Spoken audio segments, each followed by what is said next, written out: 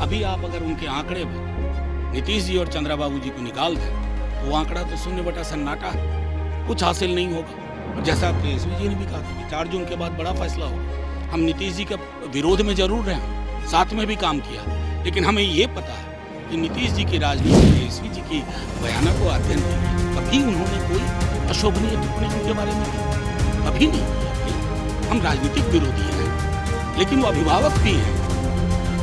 और मैं समझता हूँ कि उसी दृष्टिकोण से आप देखिए, क्योंकि इस गठबंधन को बनाने। जी नमस्कार, मैं हूं राज पाठक और आप देख रहे हैं बुलेट न्यूज टीवी। देखिए इस वक्त की बड़ी खबर हम आपको देने वाले हैं। देखिए एक तरफ जहां पर एग्जिट पोल में एनडीए की सरकार बनती दिख रही थी, वहीं नतीजे कुछ उलट से दिख रहे हैं। जी नतीजों का जब रुझान आना शुरू हुआ तो ये दिखने लगा कि कहीं ना कहीं इंडिया गठबंधन जो है इस वक्त रेस में सबसे आगे दिख रहा है। और इस वक्त की बड़ी खबर हम आपको ये दे रहे हैं कि अब जो बिहार में एनडीए के अलायंस में सीएम नीतीश कुमार हैं, वो कुछ बड़ा फैसला ले सकते हैं। जी हां, इंडिया गठबंधन का जब मजबूत होता सीटों पर आंकड़ा दिख रहा है तो इंडिया गठबंधन ने एक बार फिर से दांव चला है सीएम नीतीश कुमार को अपनी ओर लाने का, और इसके लिए जिम्मेवारी सौंपी गई है महाराष्ट्र के शरद पवार को। शरद पवार इंडिया गठबंधन में सबसे अनुभवी नेता हैं और शरद पवार ने कहीं ना कहीं फोन से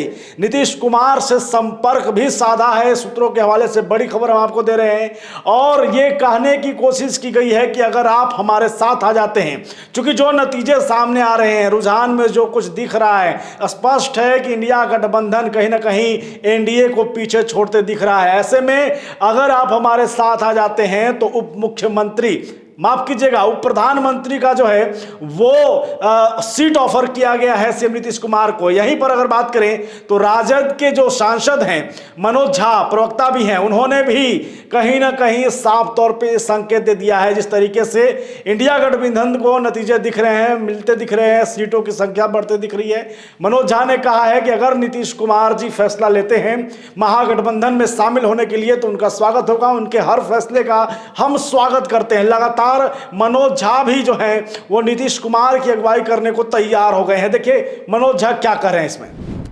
पहली प्रतिक्रिया यह है कि अहंकार को चोट लगी है, बहुत बुरी तरह तानाशाही को चोट लगी है, व्यक्ति केंद्रित विमर्श को चोट लगी है और जन सरोकार के मुद्दों से भागने वाले को चोट लगी। तेजस्वी जी ने कहा था 4 जून के बाद बड़े फैसले होंगे। अभी आप अगर उनके आंकड़े में नीतीश जी और चंद्रबाबू जी को निकाल दें तो वो आंकड़ा तो 0/सन्नाटा है, कुछ हासिल नहीं होगा।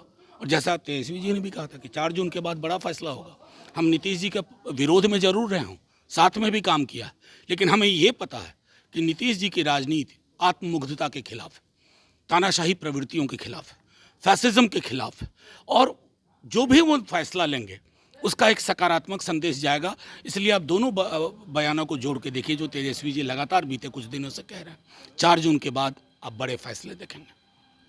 नीतीश कुमार उनके लिए हार्ड कॉर्नर कभी भी नहीं था। आप तेजस्वी जी की बयानों को अध्ययन कीजिए, कभी उन्होंने कोई अशोभनीय टिप्पणी उनके बारे में की, कभी नहीं किया। भाई हम राजनीतिक विरोधी हैं, लेकिन वो अभिभावक भी हैं और मैं समझता हूं कि उसी दृष्टिकोण से आप देखिए, क्योंकि इस गठबंधन को बनाने में भी उनकी बहुत बड़ी भूमिका थी।